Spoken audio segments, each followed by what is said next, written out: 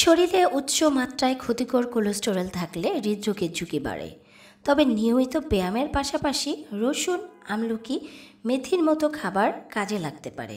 বিশেষজ্ঞরা বলেন আপনার দৈনন্দিন ডায়েট ভালো স্বাস্থ্যের লক্ষ্য পূরণে গুরুত্বপূর্ণ ভূমিকা রাখে। উচ্চ মাত্রায় খারাপ কোলেস্টেরল কমাতে যেসব খাবার কাজে লাগতে পারে তা নিয়েই আমাদের আজকের আলোচনা।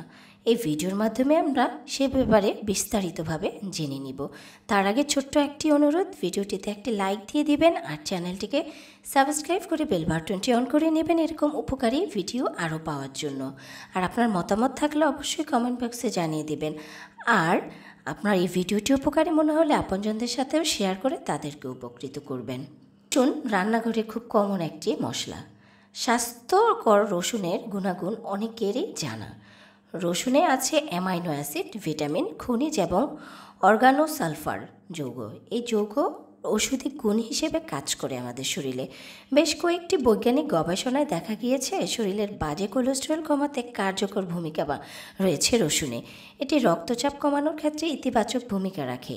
অ্যান্টিঅক্সিডেন্টে ভরপুর রসুন দৈনিক অর্ধেক বা 1 কোয়া করে যদি আপনি খেতে পারেন তাহলে আপনার ব্যাড কোলেস্টেরলের মাত্রা 9% কমে যাবে। গ্রিন টি কিংবা সবুজ চায়ও আছে পলিফেনল। এটি মানুষের শরীরে দারুণ উপকার দেয়। এটি শরীরের বাজে কোলেস্টেরল কমাতে সাহায্য করে। গ্রিন টি আমাদের শরীরকে সতেজ এবং উৎফুল্ল রাখতে সাহায্য করে। এটি হৃদরোগ এবং ক্যান্সারের ঝুঁকি কমায়। নিয়মিত গ্রিন টি পান করলে শরীরের কোষে বেশি শর্করা ঢুকতে পারে না। ফলে এই চা আমাদের শরীরের ওজন এবং রক্তের কোলেস্টেরলের মাত্রা নিয়ন্ত্রণে রাখতে সাহায্য করে। ধনিয়া। আমাদের দেহে এলডিএল নামক এক ধরনের ক্ষতিকর কোলেস্টেরল থাকে যা দেহের শিরা উপশিরার দেয়ালে জমে হৃৎপিণ্ডে রক্ত চলাচলের সমস্যা বাড়ায়। এই কারণে কিন্তু হার্ট অ্যাটাক হওয়ারও আশঙ্কা থাকে। ধনিয়া এই ক্ষতিকর কোলেস্টেরল কমিয়ে দেয়। আবার দেহের জন্য ভালো বা উপকারী এক ধরনের কোলেস্টেরল এসডিএল এর মাত্রা বাড়িয়ে দেয়, শরীরকে সুস্থ রাখতে সাহায্য করে।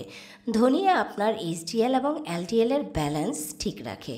সুতরাং আপনি আপনার রোজকার ডায়েটে ধনিয়া রাখতে পারেন। ধনিয়া আপনি ভিজিয়ে সেই ধনিয়া ভেজানো পানিটা খেতে পারেন। আপনার কোলেস্টেরল ঝরতে অনেক উপকারে আসবে। মেথির উপকারের কথা আমরা সবাই জানি। মেথিকে মশলা, খাবার, পথ্য এই 3টি বলা চলে। স্বাদ তেতো ধরনের। এতে রয়েছে রক্তের চিনির মাত্রা কমানোর বিস্ময়কর শক্তি এবং তারুণ্য ধরে রাখার বিস্ময়কর এক ক্ষমতা। যারা নিয়মিত মেথি খান তাদের বুড়িয়ে যাওয়ার গতিটা অত্যন্ত ধীর হয়। প্রতিদিন সকালে খালি পেটে মেথি চিবিয়ে খেলে বা 1 গ্লাস পানিতে মেথি সারা রাত ভিজিয়ে রেখে সেই পানি সকালবেলা পান করলে রোগ জীবাণু মরে যাবে শরীর থেকে। বিশেষ করে পেটের কৃমিও মরে যাবে। রক্তের চিনির মাত্রা কমবে। রক্তে ক্ষতিকর কোলেস্টেরল কিংবা চর্বির মাত্রা কমে যাবে। ডায়াবেটিসের রোগী থেকে শুরু করে হৃদরোগের রোগী পর্যন্ত সবাই তাদের খাবারে মেথি রাখার পরামর্শ বিশেষজ্ঞরা দিয়ে থাকেন। আমলকি টক আর তেতো স্বাদে ভরা, আর এতে রয়েছে নানান গুণ। অতুলনীয় কিছু গুণে ভরপুর আমলকি। ফলটি শুধু ভিটামিন আর খনিজ উপাদানেই ভরপুর নয়, বিভিন্ন রোগব্যাধি দূর করায় রয়েছে অসাধারণ গুণ। আমলকিতে থাকা ভিটামিন সি রোগ প্রতিরোধ ক্ষমতা বাড়ায়, সর্দি কাশি ঠেকাতে পারে। আয়ুর্বেদ শাস্ত্রে আমলকি জুসের গুণ বর্ণনা করে বলা হয়েছে যে শরীরের সব ধরনের ক্রিয়ার মধ্যে ভারসাম্য রক্ষা করতে পারে আমলকি। নিয়মিত আমলকির জুস খেলে শরীরে কোলেস্টেরলের মাত্রা অধিক পরিমাণে কমে যায়।